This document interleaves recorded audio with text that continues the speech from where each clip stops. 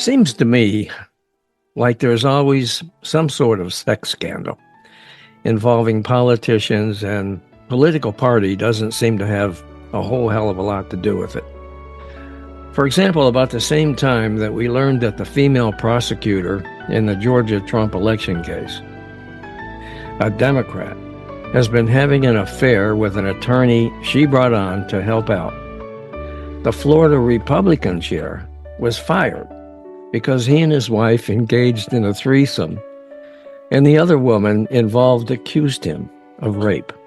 So I thought it would be appropriate to have a look at what makes Republicans and Democrats tick when it comes to sex.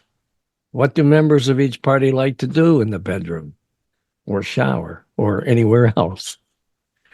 To answer that question, we brought a real expert today on our show. She's Madam Bella Cummins, who has for years owned and operated a legal brothel in the rural community of Wells, Nevada. She surveyed some of her politically transparent bordello clients to find out what they like. So stay with us.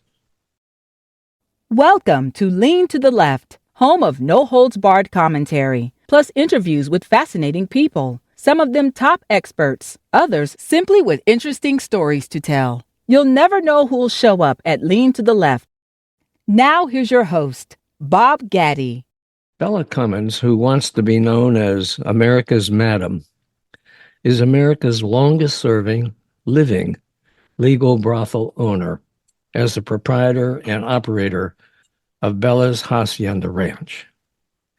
She says her adult entertainment destination in Northeast Nevada provides a safe and lawful option for sex workers to prosperously practice their trade, and for customers from across the globe to enjoy their favors. Bella's offers many exclusive amenities, including VIP accommodations and a selection of erotic specialty rooms where her clients can go to explore their fantasies. The 74-year-old Cummins also founded the Onesta Foundation, a nonprofit organization with a mission to support Nevada sex workers and advocate for legalization of prostitution nationwide. More on the Onesta Foundation can be found at onestafoundation.org. Hey, Bella, thanks so much for joining us on our podcast today. Thank you, Robert. I'm happy to be here, really. I'm glad you are, because I'm glad to have you with us. This is a little bit of a different type of a show today, and I think it's going to be a lot of fun. Can you tell us a little bit about Bella's Hacienda Ranch? How did you come to purchase it, and why, and what do you guys do there? I actually married into it slightly. Oh, really? Yeah, which meant there were a lot of mortgages. Okay. And the gentleman that I married, eventually he did get sick and died of cancer.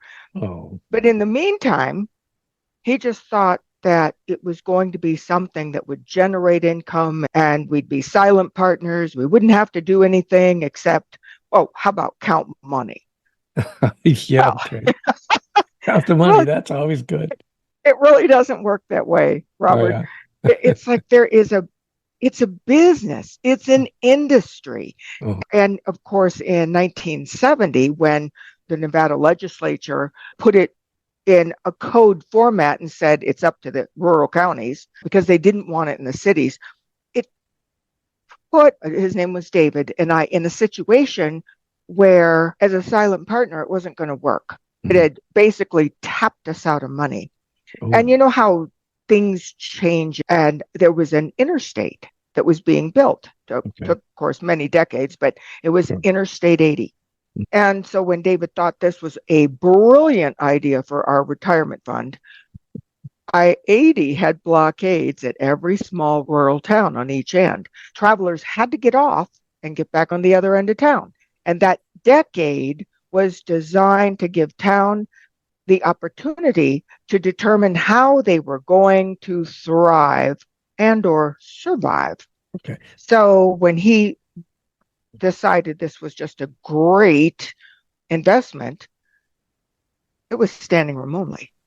Okay. And then it's like signing on the dotted line for 3 mortgages. The barricades came down, and we're standing there looking at a building that needed some work, and you could have shot off a cannon and not hit anybody because people didn't have to come through wells Anymore. No. And so it was like we had to reinvent ourselves. Wow. Oh, along came let's use the CB radio. Uh, So that goes back to the 80s, right? When if you had a micro minivan, you had a CB. If you had anything that with wheels, you had a CB radio installed. Truckers had the radio. And we went from nobody in there and it took a while, but to a packed parking lot. okay. But the point was that it cost us everything. And the individuals that were really supposed to carry the load got involved in things that weren't really good. Okay. So we went through that process of saying, okay, we're taking over. And David needed for me to step up. I needed to understand the book work. How did this thing work? What were the finances? What did it cost to turn the key in the door? So I did. Mm-hmm. And then from there, I wasn't a madam at that point. And I probably did everything wrong so many times. But I guess that's the way you learn the most. But Okay. eventually, when David passed away, the reins went into my hands. And I needed to understand humanity. I needed to understand how fragile we were. And so I was put in a place where I was like the bartender, the hostess, the cleaner, the everything. And I began to evolve and understand probably the only real reason to be in these bodies is for touch. And couldn't we learn to do it correctly? Meaning never manipulating another. So this is how far I am 37 years later. Okay, so that's how you ended up being in charge of the thing. Now, did you end up having to work in the thing as a prostitute yourself? No, You didn't. no. Okay. And so over the years, how many sex workers have you employed there, and how many customers have you served, do you think? Robert, it's an astronomical amount. Really? Oh my gosh. If in the very beginning, before the hacienda expanded, we put on a wing in 2002, it was up and running. You could have 4 to 8 women. All right. So let's just say there were always 4 at that time and for the first 15 years. And the gentleman that would come through the door, if there could be 25, there could be 30, there could be thousands. And of course, the number in the men is astronomically bigger than the number of women that have actually influenced. Okay. Okay. So the women that come and work there, typically, how long do they stay? Are they 3, 4 years, or what do they do? It's a profession that needs about half a year in service and about half a year of rest. And so I believe that it's pretty close to 4 years coming in and out on what we call a tour, which would mean 2 or 3 or 4 weeks of being a courtesan, and then let's say a few weeks off. And the idea is it's a short career. Okay. Okay. Now, do these people get paid a salary, or do they get paid a portion of the percentage, or how does that work? The way it works is it's a split with the house.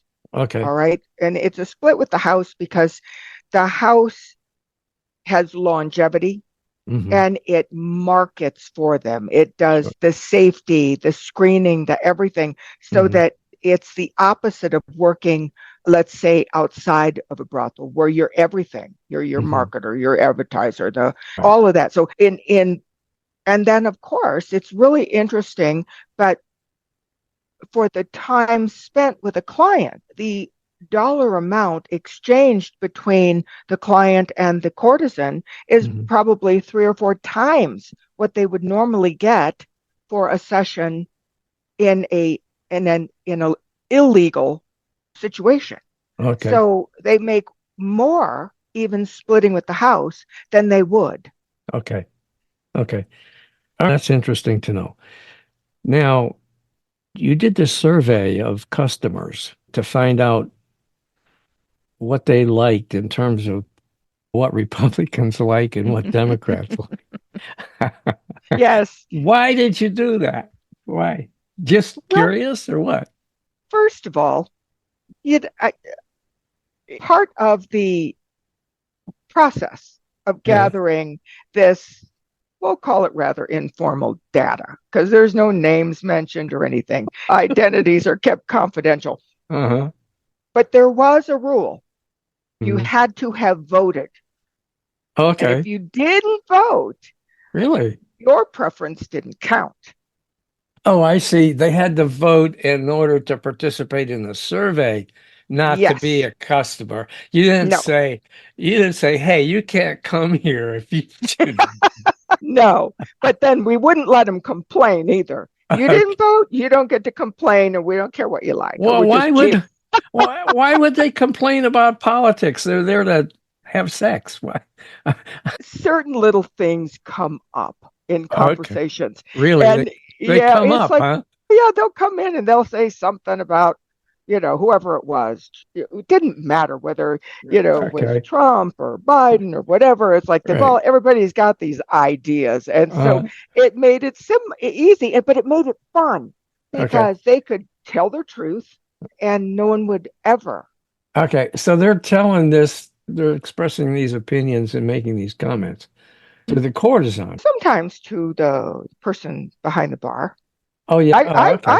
Yeah, Oh, okay. I got it. Sure. you'll catch me Yeah, behind the yeah, bar, and yeah, yeah. Okay. that's where I stay connected. That's where I see how people are Okay. evolving, and like we have to remember the pandemic. Right, for The sure. pandemic was in there, Hmm. and when I said 2020, from September 19th, I believe it was, in 2019, Yeah. I was an escort service granted by the city of Wells. So between what we call September 2019 and July of 2020, my escorting, there was conversation. We had to watch movies. It was time and companionship.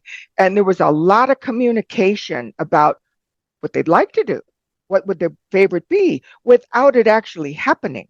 And so it was Okay. a great part of the survey because time and companionship and people need people, and to have a drink or to talk to somebody, or and it had nothing to do with intercourse, but it had to do with what they thought, what they Okay. preferred to experience. And I thought that was worth doing, this sort of this amazing Oh, impromptu chart. that's really interesting. Yeah, it was. Okay. So it was it Yeah. Yeah. springboarded off our Okay. governor closing us down as non-essential.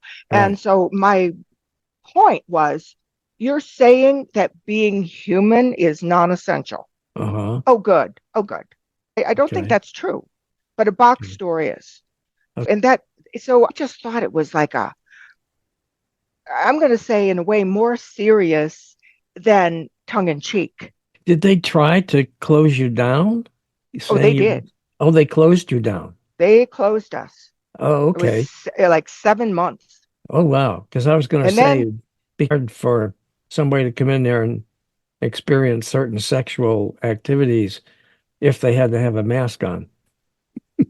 when the door closes, but when That's we true. were the escort service, okay, Right. that was our people had to sign an affidavit that they understood it was time and companionship and that they were Mhm. disease free and all of these things. And it isn't, I don't think it's mandatory, but I don't quote me on this, that escort has to medically test. But because the city of Wells was struggling so much financially, as Mhm. many rurals were, I said, look, the ladies will continue to test that are under the roof. And it was good. So it stimulated the doctor, and people went to the hotels, and they restaurants, at least they could do the carry out, and they bought fuel. So it did bring money back into town, making that switch temporarily. But you remember, other brothels were closed for, I believe it was 12 or 13 months. Oh, wow. But I just had to follow my intuition that it was going to be unhealthy for people to be separated from people. And I was right. It still has that effect. Okay. All right. Let's get into your survey. What did you find? What do Republicans like more than Democrats, and vice versa when it comes to sex? Interesting. If I was doing another graph right now, I would say that the GFE is still a really big deal. The what? Or girlfriend experience. Sorry. Okay. We've got our little abbreviations, right? Sure. But if I was to just take apart the dynamic, it seems like the Democrats are a little more serious, a little more controlling, like whether it's the oral sex or things like that, where they're a little more uptight at times sexually. I would have thought it the other way. There seems to be more of a behind the closed door where they just still want to be in control. And that's okay. That's okay. But when the Republicans, it's like a little more fun. We got some role playing. They still like that deep intimacy, but they seem to weave it into a little more of a fantasy. Oh, yeah. And it's just amazing to watch us as people. Okay. And yet the idea of the safe sexual satisfying of one's appetite is the same for Democrats and Republicans alike that visit Bella's. And I'm no matter what the political persuasion, you see the appetites. Okay. And you see that happy face ear to ear as they are departing the building. And that's the fun part. Okay. And in all honesty, foot fetish is on the rise. I'm not sure why. Yeah, I'm not sure why, but it's like just soft, well manicured feet, and it's wonderful to see some of these things as they evolve. No kidding. And yes. So people get off playing with feet. Is that right? With feet, yeah. I never thought that. Well, you're not a foot guy. Oh no, I'm not a foot guy. No, that's whether it's the breasts or the shape of a gal's body or a larger backside. I didn't even get into that. Go ahead. Go ahead. Get into it. Tell me about it. But it's like too many graphs, so I only did one graph. It's gentlemen are that way. Okay. They whatever it is. If they're a boob guy, they're a boob guy. Okay. But I don't see guys that are the backside and a boob guy. It's one or the other. Oh, one or the other, huh? Which do Republicans like more, the boobs or the butt? Boobs. The boobs. They like the boobs. Okay. How about the Democrats? They like the boobs or the butt? They lean up, and it's still close, but it's more of that rounded backside, and maybe it gives them more motion. Oh, yeah? Really? Maybe. Okay. Remember, we aren't behind the closed door, but they all leave very happy. That's a good thing. Okay, so tell me this. You mentioned role play a minute ago. What do Republicans like the most in terms of playing a role? And the same question would be for Democrats. What I see is more of the cartoon-like role playing, where it's a little funny. Those type of costumes, and then when you get to the Democrats, it's a little more serious. Really? Maybe it's not like cartoonish, but it seems a little more like it has a little more drama to it. Just a little more. All right. I was just wondering, because the Republicans are all about law and order, so they say. They used to say, anyway, until this late. Never mind. But they used to be all about law and order. Now, do they like to dress up as cops? Or Now we haven't had that. oh, you haven't We had have that? no, Okay. not the hands up. Oh man. Do you guys provide the outfits for them to put on, or do they bring their own? I answer the emails for a lot of clients because there so many come in, and if Oh, they really have a character that okay. they want the lady to portray, All right. I always suggest that they bring the costume, Okay. For the right? lady. For the Yes, lady? for the Okay. lady, and then they've got their They part got of their their costume they got anyway. their own. Yes, Okay. yes, and I'm just going to say this, and I know that this sometimes makes people go, "Oh my God, why would Hmm. anybody do this?" But in the survey, there was pegging. Yeah.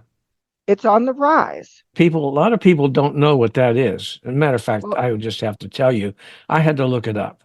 So, do we tell them to look it up, or do we just say strap on? And who does when so the lady does a strap on and she does it to the guy using the strap on. Is that yes, no, okay. All right. yes. Okay. And here's how I answer the I'll bet email. you the Republicans like that more than the Democrats. Is that true? It was pretty close. Oh, was it? It was pretty close. No But kidding. here's I know the ladies do it. Because everything people choose to experience is done with protection, and it's part of fulfilling fantasies in a legal, licensed way. In Hmm. other words, so my answer to these clients is very simple. Yes, we do. Please bring the size dildo that you prefer. Okay. And that way belongs to them. We can Okay. provide the condoms Okay. and they can take it with them. Okay. All right. Do you have, what about oral sex? Which party likes oral sex more than the other? The Democrats. The But Democrats. once again, it was close. It was close. Do you really think that there's any difference? I know you did the survey and you have these results, but human beings are human beings. Do you really think there's a difference between the parties? We are more similar than different. Yeah, that's what I think too. But it's a great, fun, and yet somewhat, I'm going to say real, I'm going to say situation. Mm. And yet I believe that the real wonderful thing about fantasies and this platform that Nevada has Mm. for it being legal within a location, a Right. house, is that it doesn't matter what it is, it can be done safely. Okay. Just to clarify, in Nevada, it's legal in certain, prostitution is legal in certain places, but not. I would have thought that it's legal in Las Vegas, but it's not, right? No, no.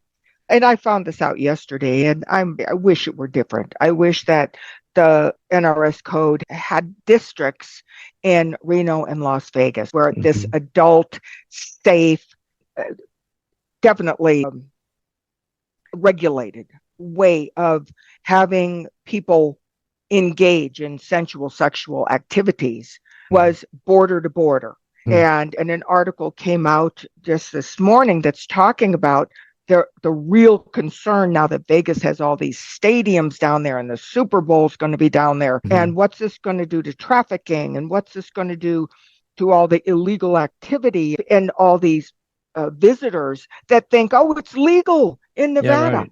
It Right. isn't true. Yeah.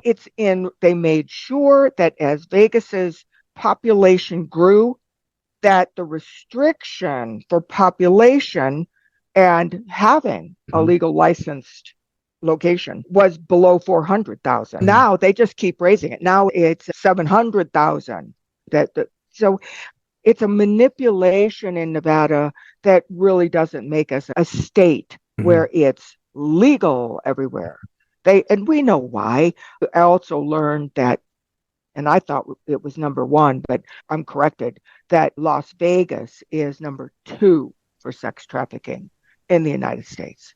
Wow. But it's virtually impossible, Robert, to have sex trafficking as a legal courtesan because the regulations read all the criteria that they go through in order to be a legal licensed entrepreneur. Mm-hmm. And it does include fingerprints and state licensing and city licensing and applications and, of course, medical testing weekly. Mm-hmm. And valid ID and social security card. There's so many regulations. It's almost impossible to be trafficked. It's too much. Yeah. Okay. It just occurred to me that I used to go to Las Vegas quite a bit on business. And I remember one time I was in a casino. I was sitting at a little ice cream place just off the casino floor. And I thought to myself, I wonder how long it'll take for me to be propositioned by a hooker while I'm sitting here eating my ice cream.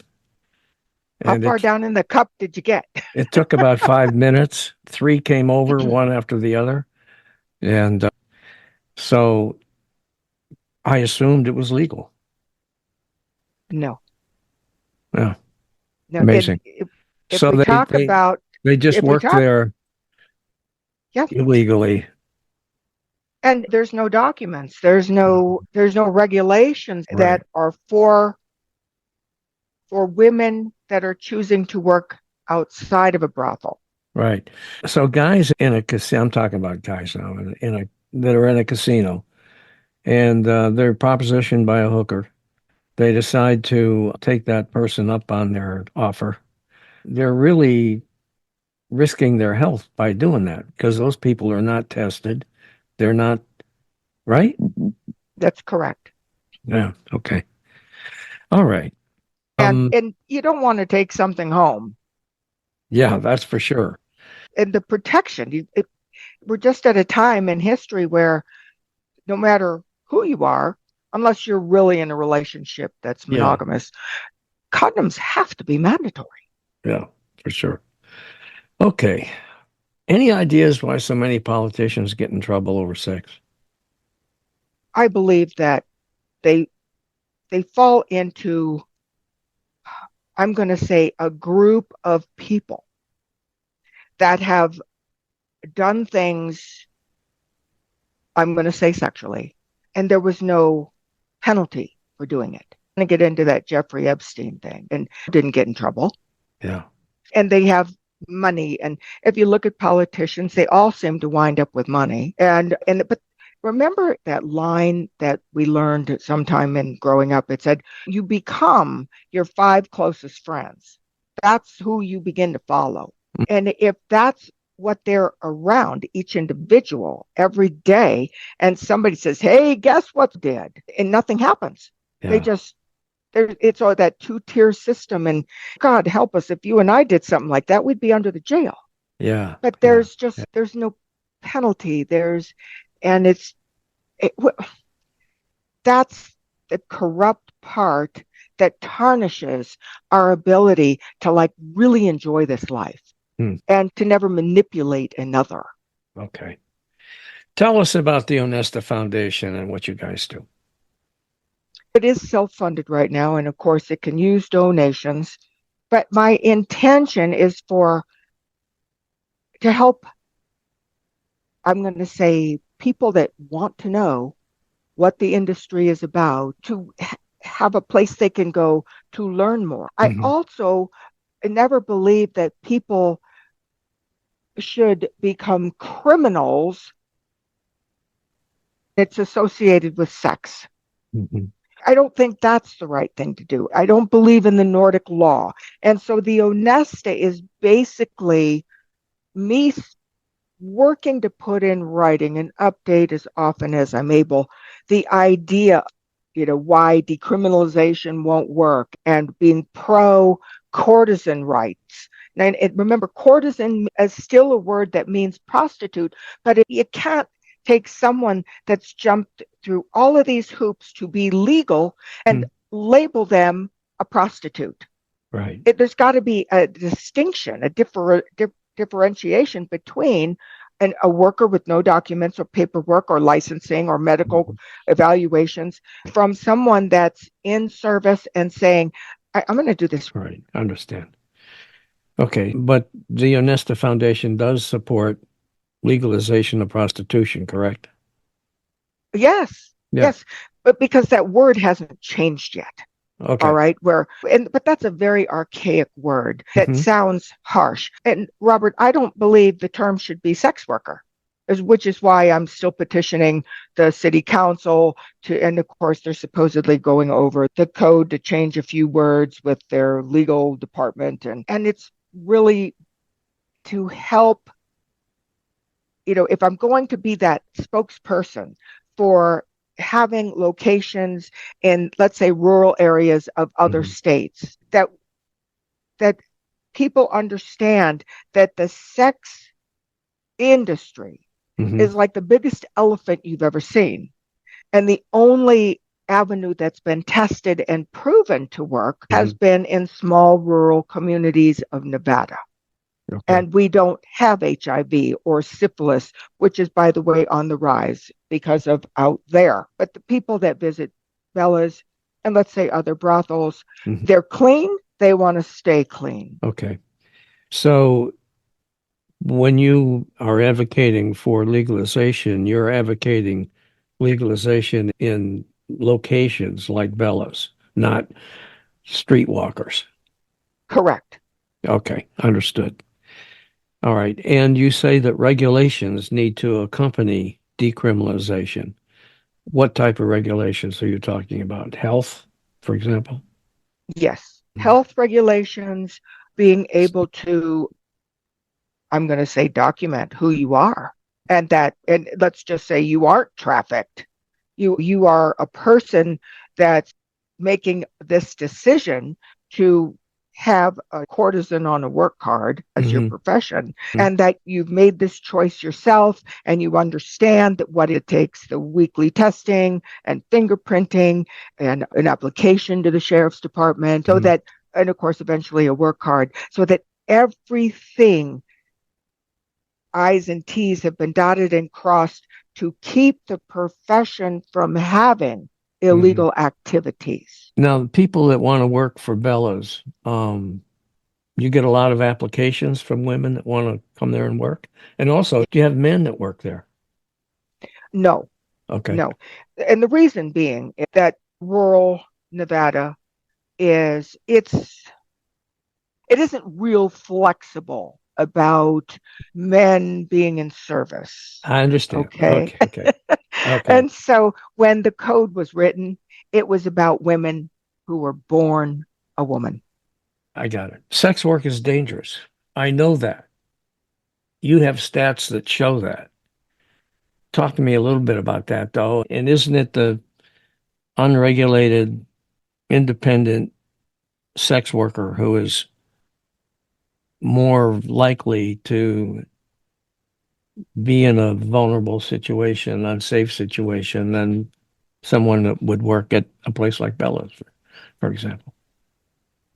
Absolutely. When a gentleman or a lady or just a client comes in, they're stepping into our world, our energy, and they're going to be nervous because maybe they've never done something like this. And so what we do is we work to make them as comfortable as they allow initially and help them in that process of understanding they're safe, that this is, as much as we can share with them, that they can retain, because there's something about sexual activity that kind of shuts the ears off, that to help them realize that it's a good thing that they came in.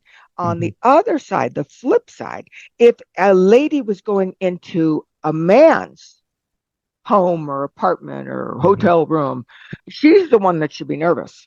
Yeah, for sure. With the immigration issues that are taking place today, and you have all this influx coming from the southern border, which Nevada is on, are you getting illegals that want to come in and work for you? Zero. Oh. None. Okay. And I believe it's because there's an application people fill out, and then right now they just don't come to the door and apply. Right. Yeah. You don't have a sign that says walk-in applicants. Or... Okay. No. Okay. All right. Do you really see this country legalizing and regulating prostitution, given the outsized influence of the right-wing Christian conservatives on government policy these days? I just can't see. I can't see Mitch McConnell saying, "Oh yeah, let's do this." Probably no. Probably no. Yeah. For Mitch. However, how about the guy that took over as Speaker of the House? He's a young guy. I don't know. He wears glasses though. Maybe maybe it's a mask of a geek-like appearance. Yeah, I don't know. I don't know. Who knows? No, he probably does. Yeah. But there's something interesting about the location of Bella's, all right, and even the community. Okay. All right, the community is very religious. Oh, is it really?